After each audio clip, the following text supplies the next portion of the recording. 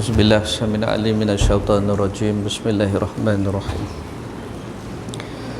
Assalamualaikum warahmatullahi wabarakatuh.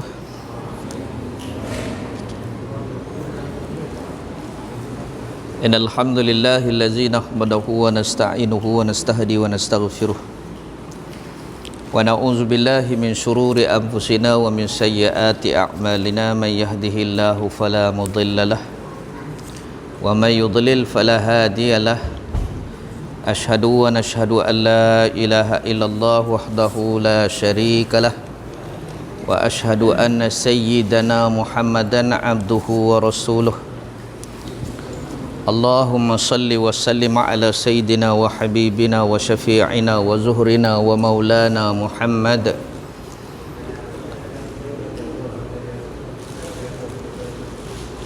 wa ala alihi wa sahbihi wa man tabi'ahum bi ihsanin ila yaumiddin. Subhanaka la ilma lana illa ma 'allamtana innaka antal alimul hakim. Wa qala rabbi shrah li sadri wa yassir li amri wa hlul 'uqdatam min lisani yafqahu qawli. Wala haula wala quwwata illa billah. Wala haula wala quwwata illa billah. Wala haula wala quwwata illa billahil aliyil azim. Summa amma ba'd.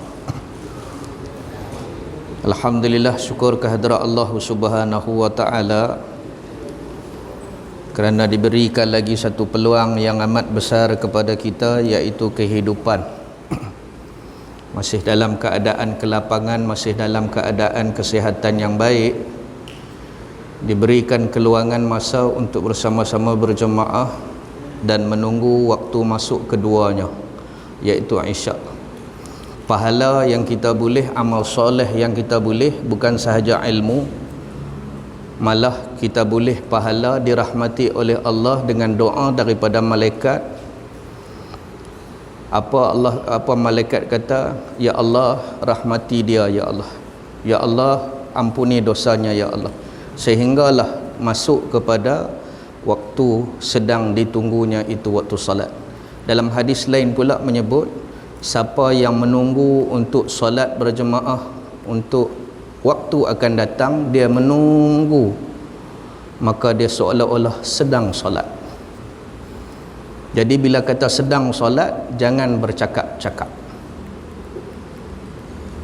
Nak boleh pahala tu iaitu i'tikaf, diam. Muslimin yang dirahmati Allah. Baik, lama ni tang mana berhenti pun tak tahu.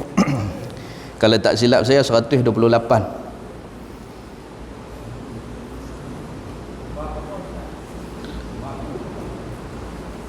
Yang pertama, bab tak tahu, tapi tengok masalah 128. Saya Jawi, saya Arab. Masalah 128. Jumpa tak dia tulis masalah 128. Bab apabila jaga seseorang daripada tidurnya, maka jangan membenamkan jari dalam bekas ayak. Kau bincang dah ke? Bincang berulang balik. Dia COVID-19 dia kena buat macam tu. Pasal apa? Pasal kes COVID lah tu yang buat macam tu.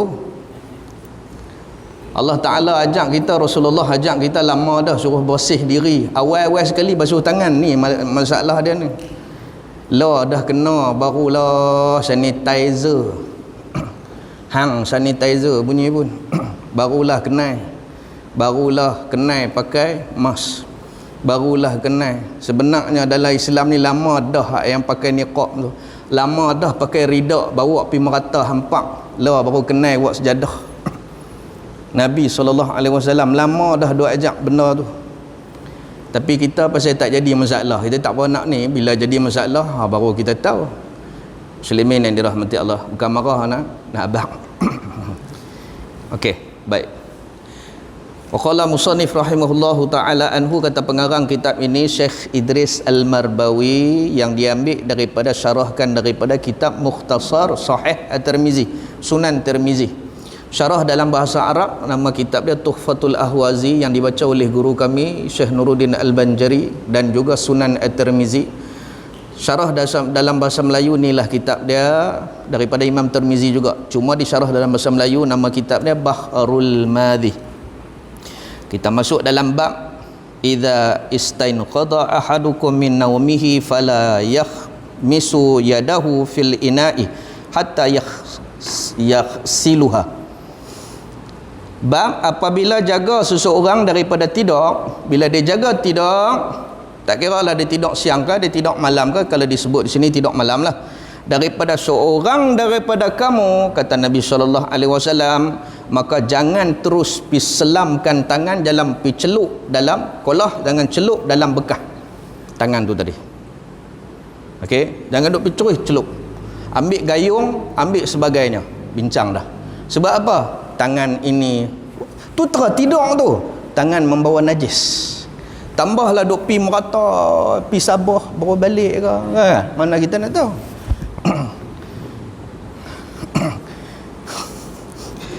Okey. Tidak boleh membenamkan tangannya di dalam bekas air hingga membasuh ia akan dia. Basuh tangan dulu.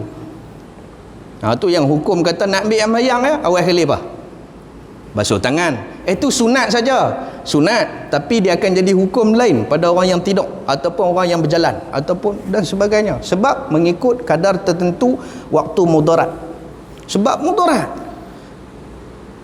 Nabi kata batat yadak. Batat ni maksudnya bergerak waktu kita tidur ni. Kita asyik masuk makan tore, makan apa dia budu, makan belacan semalam. Tidur tu kan sedang tu. Keruk sampai terangkat kain-kain tu. Apa dia lekat di sini? Darah. Tiba-tiba duk pi celup dalam bekas yang kadar tidak cukup 2 kolah. Binasa ayam tu. Nampak tak? Dia akan jadi macam tu. So kena faham betul-betul sebab apa yang disuruh oleh Nabi. Sebab takut binasa ayam hak tadi, hak nak jadi mutlak jadi najis. Tu suruh cedok ayam dulu, basuh di luar. Okey, muslimin yang dirahmati Allah, ketahuilah kiranya ya saudaraku muslimin muslimat yang dirahmati Allah, adalah masalah menyelamkan, membenamkan tangan ke dalam air kemudian daripada bangun daripada tidur itu telah didatangkan oleh Imam At-Tirmizi hadisnya. Maka dengar hadis ini. Hadis yang berbunyi an Abi Hurairah radhiyallahu an. Ani Nabi sallallahu alaihi wasallam qala: "Idza stayqadha ahadukum minal laili fala yudqil yadahu fil ina'i hatta yafriqa 'alaiha marrataini aw thalathata aw salasan fa innahu la yadri aina batat yadak." Diriwayatkan daripada Abi Hurairah radhiyallahu an daripada Nabi sallallahu alaihi wasallam sabdanya,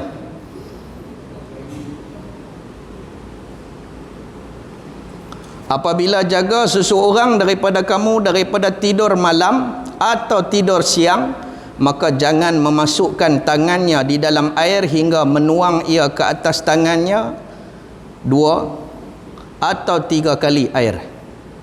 Maka bahawasanya tiada tahu ia di mana bermalam tangannya, batat yadah. Dia tak tahu tangan dia sebenarnya duduk celah mana waktu dia tidur. Bergaru ke apa ke, kita tak tahu. Walaupun kita tak ada penyakit kulit dan sebagainya, kita tak tahu tangan kita pitang mana. Maka adalah lebih baik basuh. Begitulah juga dengan COVID-19. Tambah-tambah kalau pi Sabah naik juga malam ni. Contohlah. Atau pi tempat-tempat hak yang berisiko tinggi. Sedangkan hadis ni dah 1400 tahun dulu pun dah sebut dah hukum basuh tangan. Okey, baik, terus.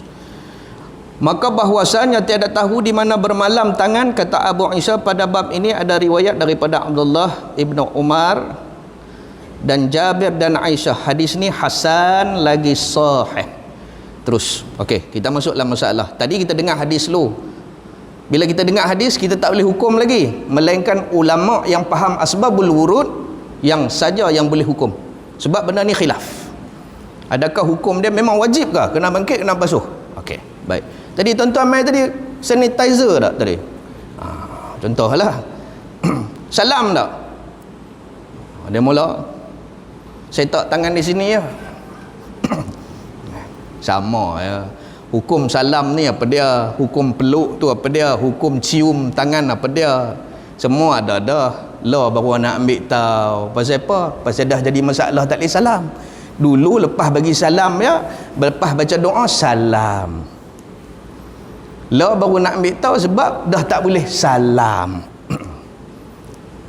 Okey. Hukum salam ni sunat. Tapi sebelum suar tangan, bagi salam dulu, baru dinama salam. Assalamualaikum. Suar tangan. Okey, menjadi adat orang kita, kata Imam Nawawi, lepas sembahyang kita akan bersalam. Betul? Okey. Hukum cium tangan, hukum berpeluk. Asal dia hukum berpeluk ni Nabi tak bagi sebab takut fitnah. Walaupun lelaki sama lelaki, ya. Tetapi satu hari Nabi duduk tengah makan di rumah Aisyah, dia dengar suara Zaid bin Harisah yang lama telah meninggalkan Nabi, ada keluarga sendiri. Nabi rindu sangat-sangat kat Zaid bin Harisah sebab ni anak angkat dia. Dia dengar tu Nabi SAW terus pergi terpa ke pintu, buka-buka, jawab salam, peluk terus. Boleh pula peluk. Kan. Baik. Hukum peluk ni sebenarnya bukan makruh, bukan haram. Makruh bagi yang saja-saja. Tapi kalau dia berjarak 2 marhalah baru disunatkan. Ni mau tengok-tengok nak peluk, mau tengok-tengok nak peluk. Syarat dia mesti kawan tu 2 marhalah. Ataupun lama tak jumpa baru boleh peluk. Tu ada hukum. Imam Nawawi kata. Contohnya hak yang mai daripada mana nak kata nak mai Langkawi, nampak peluk. Mukalah hadut nampak setiap hari tak payah peluk lah. Bini ni pun tak peluk sampai teratu. Anak ni pun tak peluk sampai teratu. Mak ni pun tak peluk teratu. Hak yang patut peluk hak tu. Tapi hak yang kawan pula.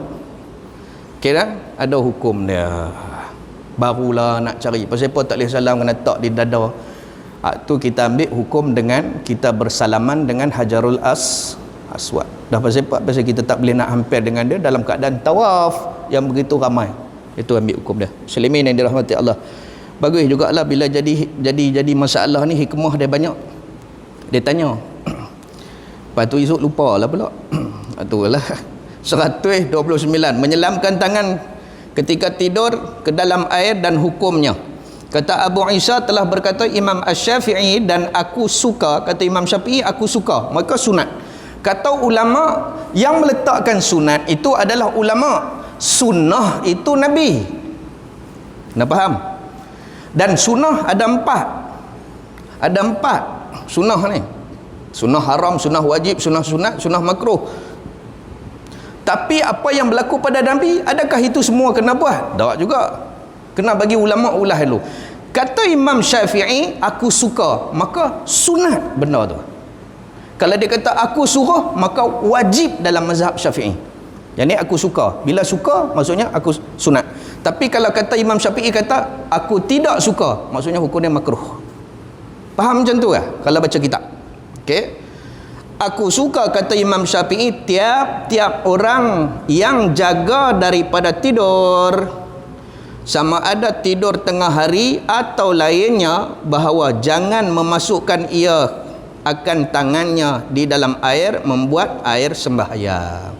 Kalau ayat tu untuk kita berwuduk, kalau ayat tu untuk kita mandi hadas besar, jangan. Kalau dia tak buat macam tu, dia tak benamkan tangan, dapat pahala sunat. Tapi kalau dia benamkan, makruh. Okey. Bukan haram lah. Sebab tadi kata tak boleh. Faham dah lagi cara mengaji? Okey, baik. Membasuhlah ia, kata Imam Syafi'i, di luar bijananya, keluar daripada bekas tu. Cedok dulu kan sikit, basuh tangan dulu 3 kali, 2 kali dan sebagainya, baru benam dalam tu. Maka jika masuk ia akan yang demikian itu tangan sebelum membasuhnya, tiadalah suka aku. Apa maksud dia? Kalau Imam Syafi'i kata tidak suka aku, oh nak kena ulang lagi kah? Makruh. Tu cara mengaji. Tetapi tiada pula binasa air kerana itu apabila tiada ada atasnya tangannya najis. Kalau dia yakin tangan dia tak ada najis, dia terus Islam, tak ada apa, hanya makruh saja. Tapi kalau dia tak yakin tangan dia kotor tak kotor, ayat tadi binasa, ayat tadi lingkup. Okey, dia panggil muntana tanajis. Tambah-tambah dia pergi nampak pula kerak. Kerak apa? Kerak kulit kita. Tak pun nampak darah. Kuku pula daripada harimau. Dah hukum ada orang tanya saya, apa hukum taruh tak apa dia kuku panjang? Tak ada apa. Tapi mau rajin cuci ya.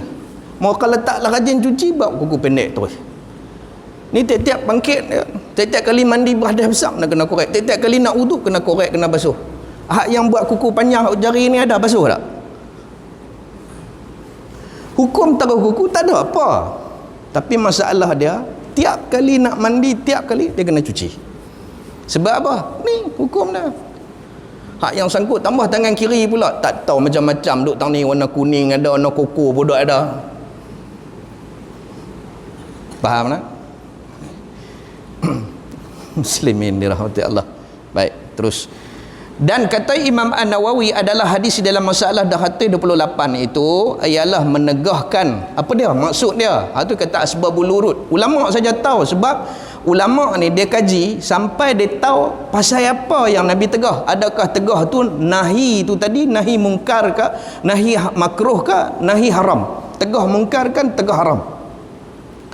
Okey, menegah menyelamkan akan tangan tidur di dalam bijana, di dalam bekas sebelum membasuhnya. Maka inilah yang diijmakkan, sepakat ulama atas dia. Sepakat, tak ada kata boleh tak ada apa, dah ada hukum masing-masing. Mesti ada hukum. Telah jumhur sepakat dan tak sepakat dalam bab lain tu daripada ulama mutaqaddimin hari ni. Hak dulu semua sepakat, mai hari ni pasal apa? Kaedah tahan bekas. Contoh kita kata, tuan-tuan kalau duduk di Jordan, tuan-tuan kalau duduk di tempat yang kurang ayak, bekas ayak kecil, lain dengan hak kita, hak ayak sentiasa melana. Beza kan? Contohnya macam kita duduk di tepi sungai, rumah kita ayak hak sampai rumah derah dan sebagainya. Ada satu tempat, saya biasa duduk di Jordan, ayak kena beli, ayak kena catu. Sungguh mahalnya ayak tu. Maka ayak hak nak mandi dengan ni sikit sangat, maka balik pada hukum ni. Ada dia kata mutaqaddimin, hak yang hari ni mutaakhirin. Muslimin yang dirahmati Allah. Terus atas bahawasanya tegah itu ialah tegah makruh, bukannya tegah haram. Pada asal dia nampak macam siapa benam ya perbuatan tu haram. Sebenarnya kata ulama hari ni kata benam tu makruh, bukan haram. Maka jika menyalahi seseorang akan larangan itu dan menyelamkan tangannya, tiadalah binasa air itu dan tiada berdosa orang yang menyelamkan tangannya. Ada dua benda. Satu, hukum haram. Kedua, berdosa atas sebab binasa air. Jadi dua benda. Okey. Tak boleh minum dah air tu? Boleh, tak ada apa. Mau gamak tak gamak. Kan, tak tahu rasa hanyaklah darah hak garu tore malam. Itulah. Baik, terus. Dan dihikayatkan oleh ashab min ashabi Syafi'iyah, diceritakan oleh ulama yang bermazhab Syafi'i daripada Hasan Al-Basri rahimahullahu taala. Hasan Basri kata apa? Imam Hasan Al-Basri bahwasanya jadi najis air itu. Tengok dia jadi khilaf pula tang tu pula.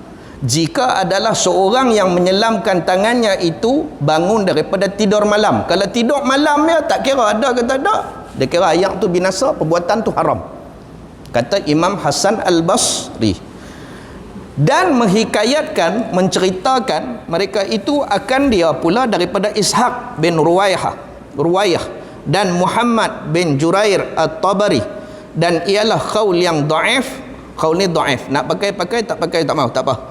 Sangat-sangat kerana bahawasanya asal pada air dan tangan itu suci. Ayak pun suci, tangan asal ayak adalah suci dan tangan adalah suci. Maka tiada najis ia dengan sebab syak. Bila kita ragu-ragu, tanganku tak. Cuma satu ya, jangan terlalu ragu-ragu. Dah tak nampak, nak ragu-ragu buat apa? Ayak pun saya suci, melainkan kalau berubah warna, celup-celup ayak jadi hitam terus, tak ada apa sampai hitam. Tu lain terus. Tapi ayak duk jernih elok lah, maka ayak tu tak binasa. Tu dia jadi khilaf antara ulama. Pening tak tuan-tuan? Macam itulah mengaji.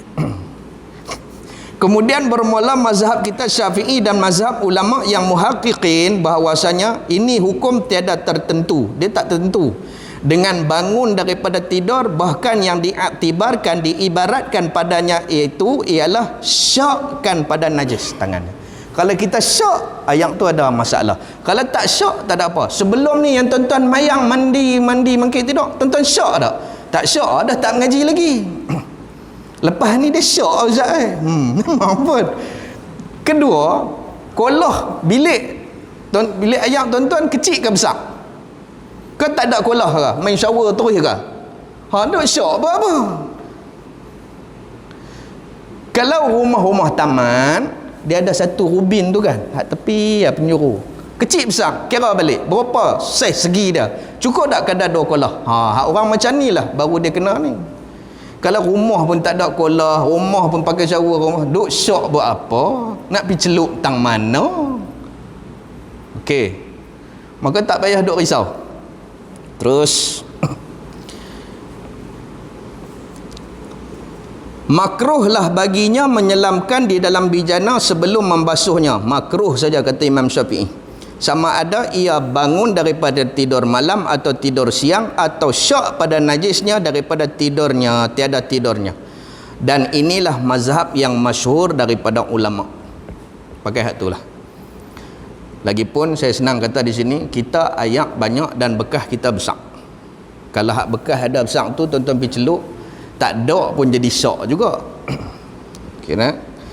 Dan telah dihikayatkan daripada Ahmad bin Hanbal, ini maksud mazhab Hanbali. Kena mengaji juga mazhab lain. Sebab lagi kita bila kita tengok hak mazhab Hanbali, kita duk kata depa tak betul. Bila kita mengaji banyak pendapat, dia ada 4 pendapat. Kita Syafi'i, kita mengaji hak Syafi'i. Tiba-tiba kita nampak Hanbali buat, kita duk rasa Hanbali salah. Contoh, jangan terus tuduh. Mazhab Hanbali Ahmad bin Hanbal rahimahullahu ta'ala akan satu riwayat bahwasanya jika bangun seseorang daripada tidur malam, makruhlah ke atasnya akan sebagai makruh tahrim. Apa maksud makruh tahrim? Jadi haram. Makruh yang bawa kepada haram. Menyelamkan tangan ke dalam wuduk. Sebab di pipi terus dia ambil wuduk. Okey, baik, soalan saya. Kuat-kuat tuan-tuan tak faham. Nabi SAW dia nak ambil hadas besar, apa mula-mula Nabi buat? Ambil wuduk dulu. Tu cerita dia. Tuan-tuan mandi hadas besar, wuduk dulu tak?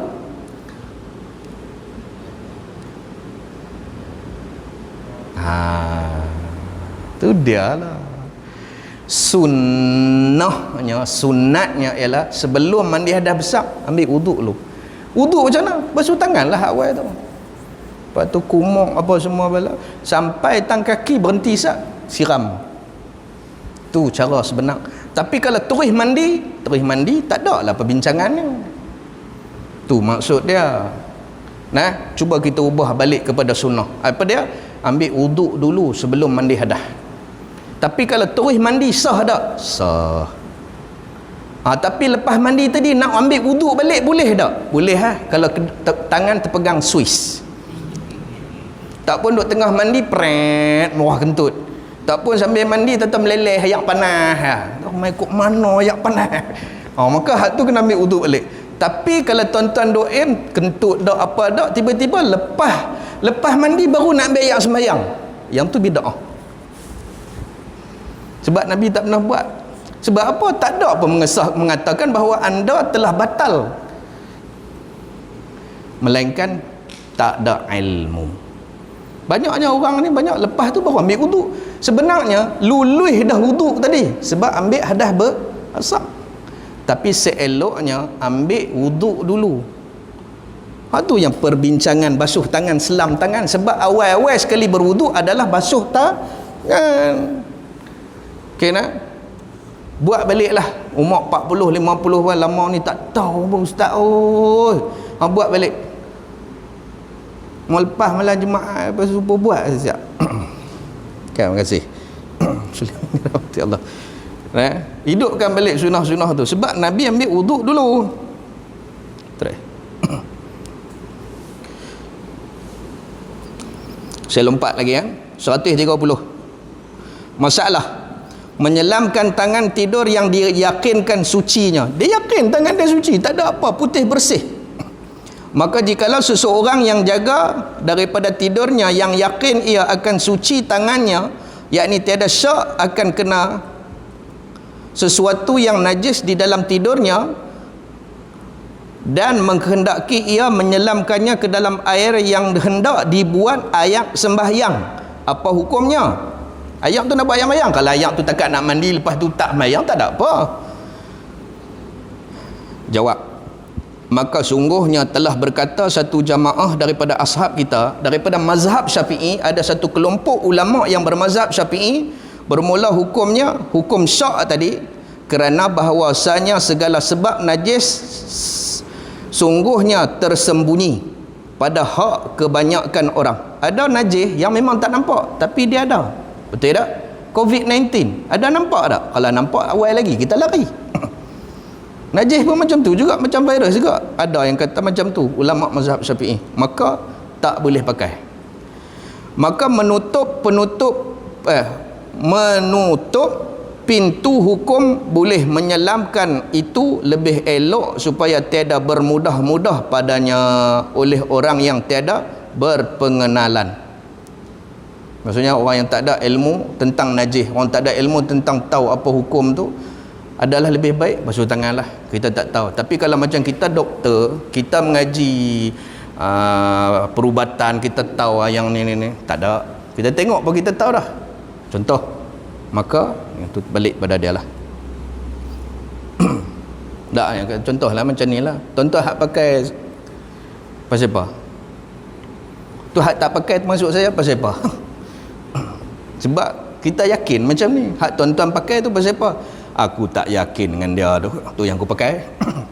Lebih kurang tak? Sebab kita tak boleh tahu keyakinan orang masing-masing. Dan kita jangan hukum orang hak pakai tu. Tertik ingatlah. Jangan kata orang tak pakai tu nak mati. Tak boleh. Sebab yakin dia atas Allah Ta'ala itu lebih. Tapi hak yang sembrono bodoh pun ada juga. Nak mati-mati, tak mati sudah. Itu nama dia Jabariyah. Okay, faham tak? Masuk akidah Zat, masuk Zat. Benda ni semua kena berkisar. Aku buat ni nak lepas diri ke macam mana? Aku yakin dengan ilmu akidah. Maka tak ada apa. Ni duk tu yang tak main masjid. Waktu orang tak bagi dia nak main. Waktu orang suruh main, haram tak main. Betul dia kata hak nulah bercampur tak boleh lah. Hei, banyak cakap orang.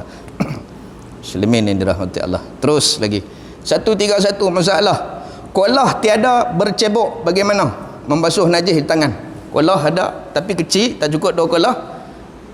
Lepas tu pula cebok tak ada. Buat macam mana? Telah berkata ashab kita min ashabi Syafi'iyah, ulama mazhab Syafi'i, apabila adalah air itu di dalam bekas besar dan di dalam batu besar atau kolah besar dan sebagainya, dengan sekira-kiranya tiada upaya menuang daripadanya dan tiada padanya cebok atau gayung, maka jalan mengambil airnya ialah dengan mulutnya. Ayat hak di kolah tadi, sebab mulut yakin tak ada najis. Mulut kan pernah garu orang. Yang hak duk garuan ni ambil dengan mulut. Oh, dia kata ayat liuk basi. Ayat liuk basi bukan najis bang oi. Mau kotor. Boleh. Tokok tuan-tuan tengok. Apa dia ni?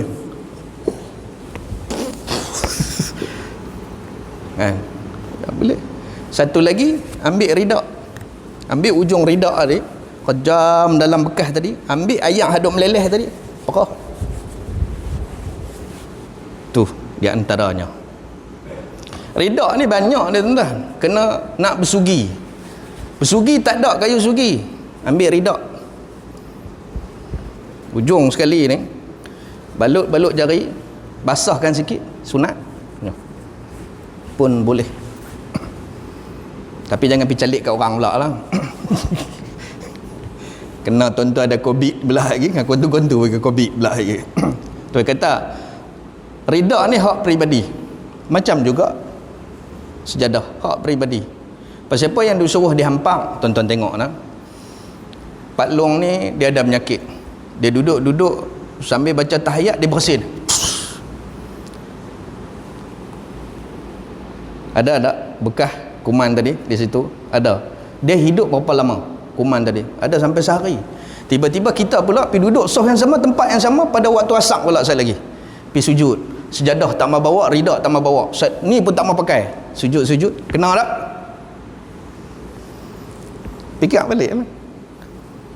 Okey. Muslimin yang dirahmati Allah.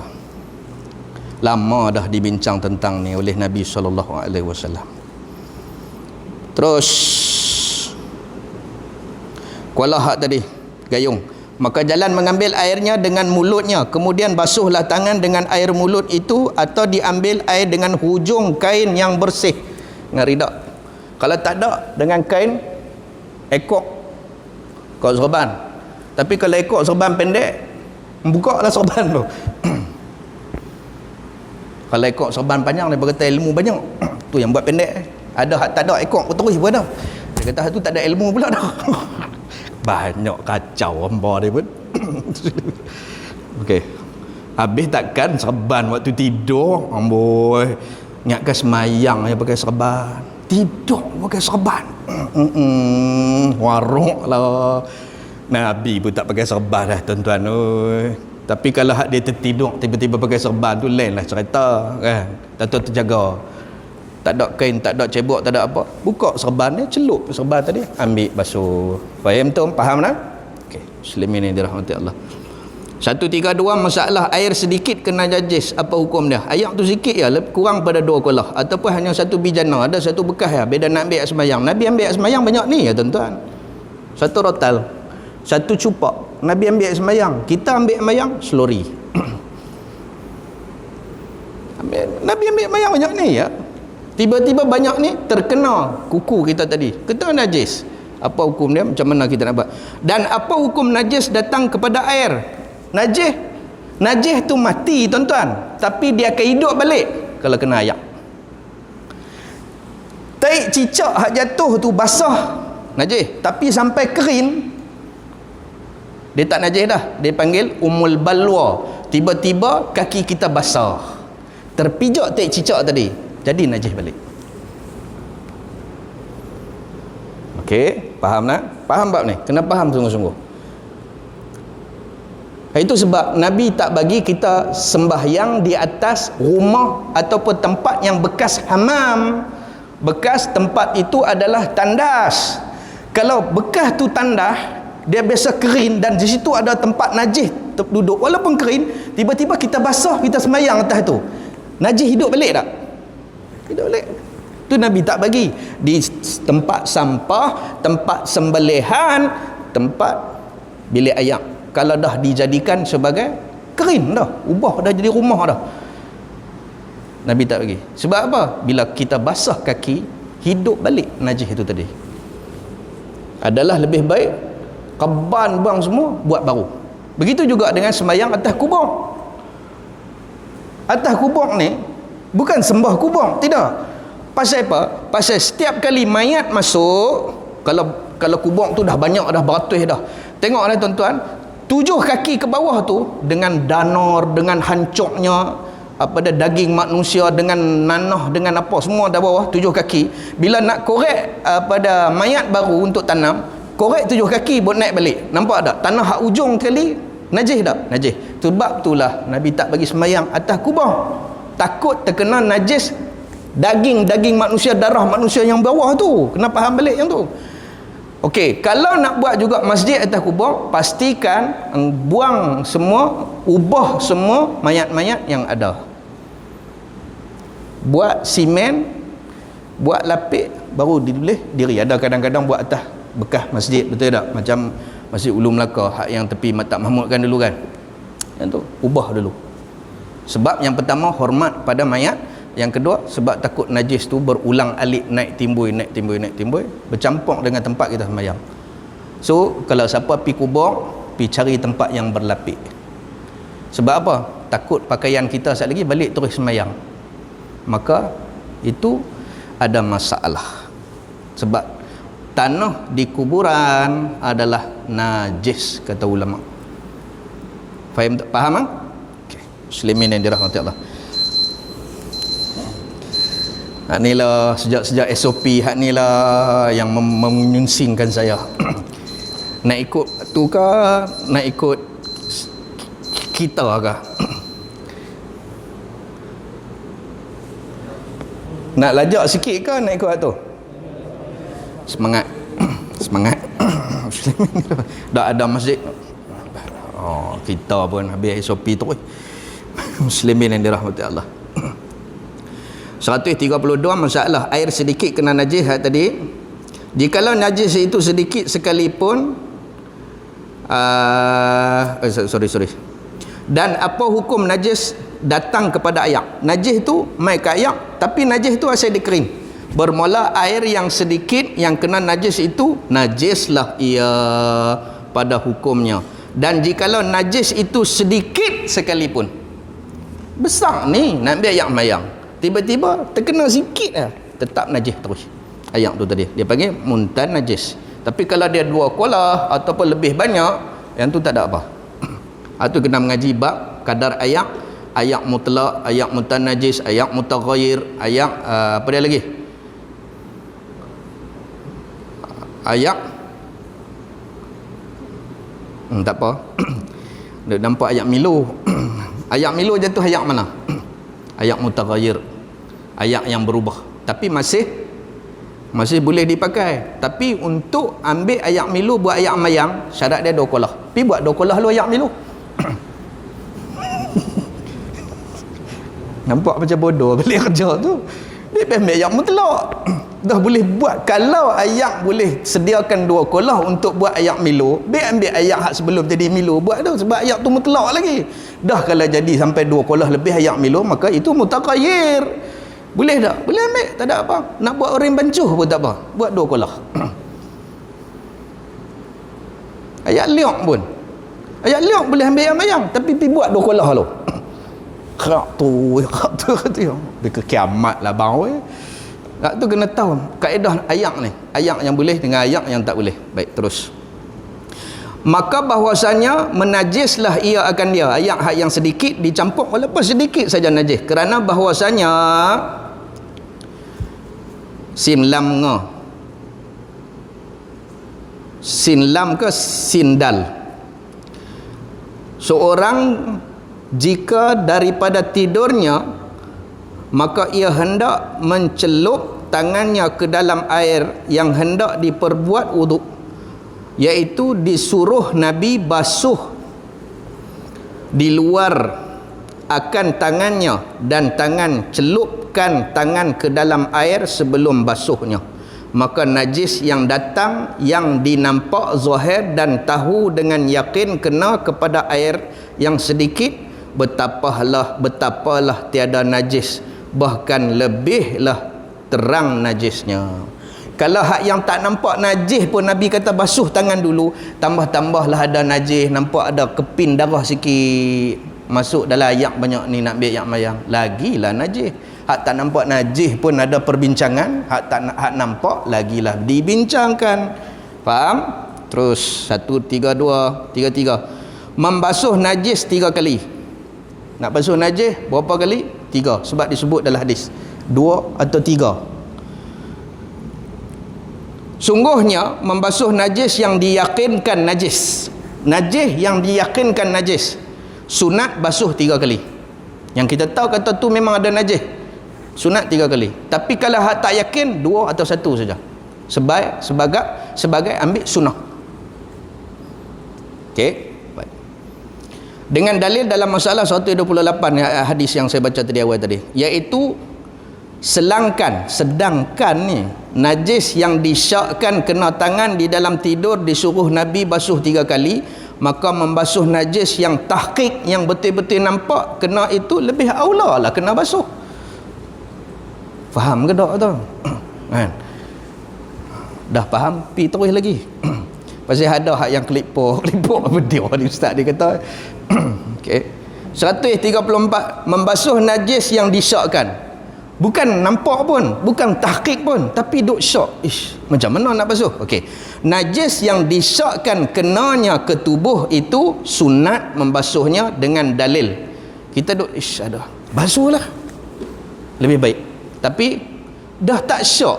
Dah tak ada dah tak nampak. Tak basuh pun tak apa, kata Imam Syafi'i. Tapi sunatnya adalah lebih baik basuh. Macam juga ambil mayang.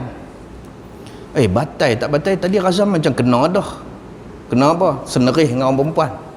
Kita mazhab Syafi'i, laki perempuan suami isteri batai nah. Jangan duk pegang hak yang suami isteri sentuh tak batai. Jangan duk pegang. Hak tu bukan mazhab kita Syafi'i. Hadis tu nanti kita cerita. Ada hadis, memang ada hadis sahih lagi. Okey, baik. Sentuh tak sentuh tak? Kita tadi nak pergi mengaji. Kuliah, ada kuliah di masjid. Orang perempuan pun nak ikut dengan kata Ustaz Rashidi nak mai. Dia pun nak mai. Duduk sebelah kita, naik kereta. Waktu bubuh tarik handbrake apa semua duk urah-urah kena tu. Ataupun naik motor dia duduk di belakang. Waktu nak rabat naik tu kan, nak rabat naik motor lah. Duk faham kot lain pula dah. Waktu dia nak rabat naik motor tu tak tahu terkena tang ni ke, duk pi peluk pegang ke apa ke. Tak berlapik ke dia duduk. Adalah lebih baik pi ambil lain. Sunat pi ambil lain, sunat pi ambil lain. Memperbanyakkan berwuduk dituntut oleh agama. Duduk saja-saja. Nak ambil wuduk ah? Silakan. Tidak ada pembaziran. Yang jadi bazir ialah buka lebih pada macam nak basuh lori, suara-suara duk menyembang ni. Tu patut bincang. Woi, mai mana? Yang ni turun belambak tu. Woi, habis ke orang. Okey. Muslimin yang dirahmati Allah. Terus.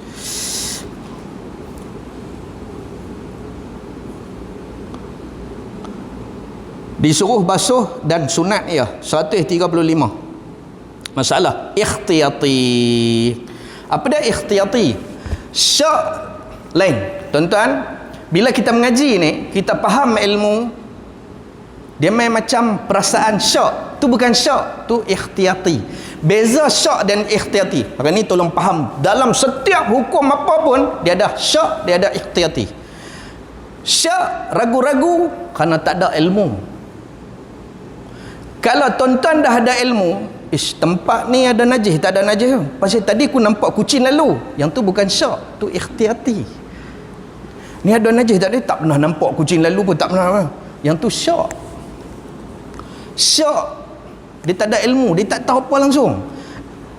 Ikhtiyati dia tahu laluan anjing, laluan apa. Tu ya beza dia. Kalau hak duk mai rasa syak ke ikhtiyati, aku tahu tak benda ni. Kalau tak tahu, tuan-tuan syak. Kalau tuan-tuan tahu, tuan-tuan jaga-jaga, terlalu berhati-hati. Yang tu ikhtiyati. Contoh dia baca ihdinas siratal mustaqim. Tadi sebut jelas tu. Ihdinas sirat. Itu ikhtiyati sebab dia mengaji dah kat ustaz tu hari tu cara sebut makhraj. Ni dak ihdinas siratal mustaqim. Aku sebut lagi tu ihdinas siratal mustaqim. Yang tu syak sebab dia tak ada ilmu. Faham lah tu. Okey, baik. Antara ikhtiyati dalam ibadat. Bermula ikhtiyati itu maknanya selamat atau keselamatan. Hati-hati. Kita lalu jalan biasa dah Langkawi ni. Merata kita tak dah lopak tang mana, tapi kita tetap slow. Slow tadi syak ke ikhtiyati? Orang hak tak pernah main Langkawi, masuk Langkawi sewa kereta pakai wave terjun laut. Walaupun dia slow pun dia tetap terjun laut sebab dia tak tahu tempat tu. Kita hak yang tahu pun kita slow. Walaupun tak kita tahu lopak, walaupun kita tahu batu tempat tu mesti kera, mesti keluar banyak, lembu pun banyak gitu. Tapi kita tahu jalan tu. Yang tu ikhtiyati. tahu dah lopak tak mana, buh gear berapa. Dia bawa kita hari tu. Sampai naik-naik nak cabut kepala lutut. Tu. Dia tahu lah kita ni berit kukuk. Kami ni wah-wah. Dia tak apalah, dia hati-hati. Dengan Ustaz-Ustaz Wadi pun habis buh gear tak kena semua. Sebab kami wah-wah tak tahu. Tu yang slow. Dia slow, dia tahu. Kami slow, kami tak tahu. Beza antara kami dan dia. Faham? Lah ni macam mana nak hilangkan was-was? Syak ngaji je lah. Bukan susah pun.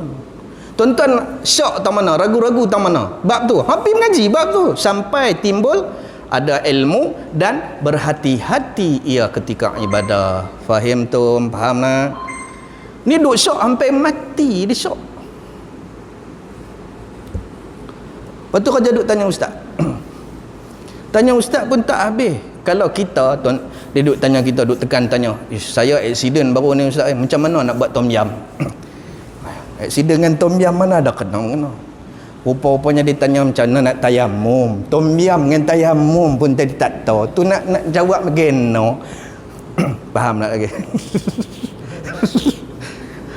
Nampak tak?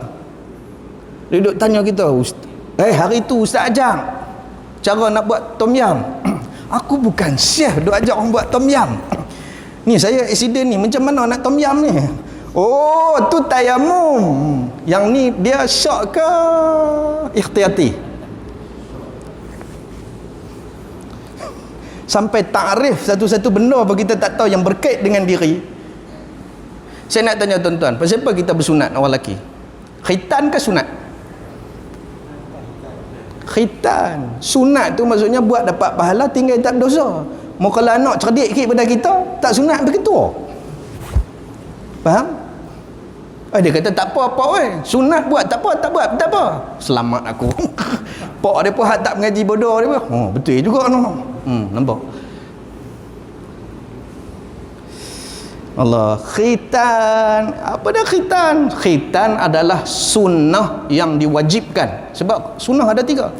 Sebab apa? Hang nak semayang, hang tak boleh bawa najis. Tak mana najis itu duduk? Duduk di selaput apa dah sotong goreng tepung tu lah. Faham? Tu yang kena potong.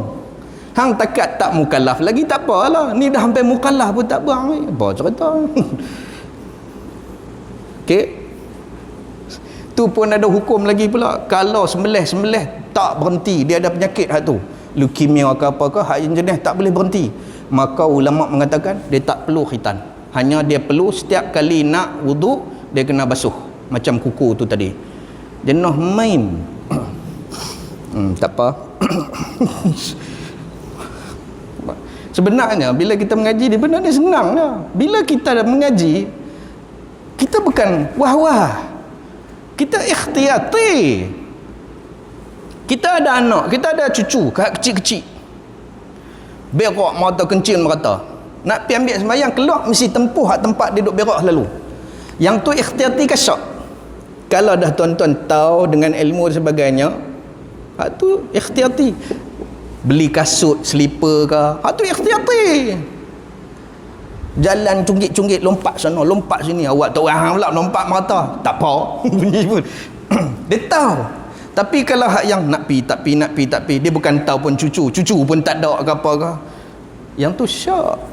Tanpa ilmu, tanpa pengetahuan. Ngajilah tuan-tuan. Bila kita mengaji, dia main ikhtiyati, jaga-jaga. Macam seorang yang hidup di Langkawi, dia bawa tapi slow. Sebab apa? Dia jaga-jaga. Beza dengan yang bawa slow tapi orang tak pernah main Langkawi, Cina. Saat dia duduk lorong, saat dia duduk lorong. Kita duduk marah ke dia. Kita nak pergi kuliah. Dia bawa 30. Popeh tengok-tengok pakai topi kembang warna putih kan. Cina kan. Dia tu wah-wah jalan. Kita ikhtiyati. Slow sama. Beza. Dia ulang hak tu.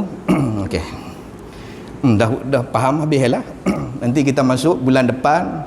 Ada bulan depan? Ada 5 minggu agak kah?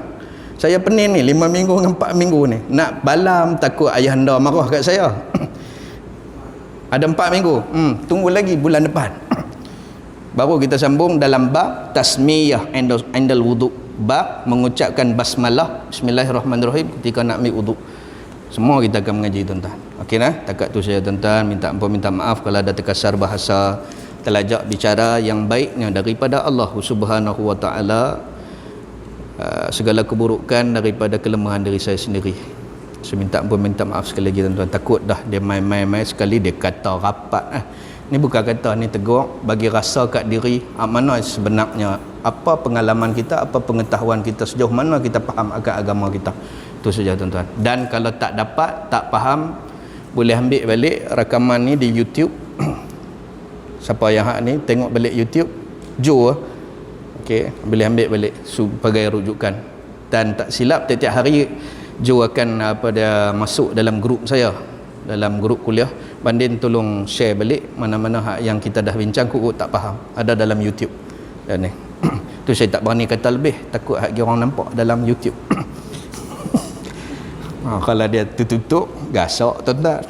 Okey, takat tu saja aku qauli hadza wa astaghfirullah li wa lakum wa lisyairil muslimin wal muslimat. Bismillahirrahmanirrahim. Allahumma faqihna fid din, Allahumma faqihna fid din, Allahumma faqihna fid din wa 'allimna ta'wil ila siratikal mustaqim. Allahumma ja'alna minan najihin wal faizin fid dunya wal akhirah. Allahumma rzuqna mutaba'ata Rasulillah sallallahu alaihi wasallam wa sallallahu ala sayyidina Muhammad wa ala alihi wa sahbihi ajma'in walhamdulillahi rabbil alamin. Wassalamualaikum warahmatullahi wabarakatuh. Wallahu a'lam. Allahumma salli ala sayyidina Muhammad.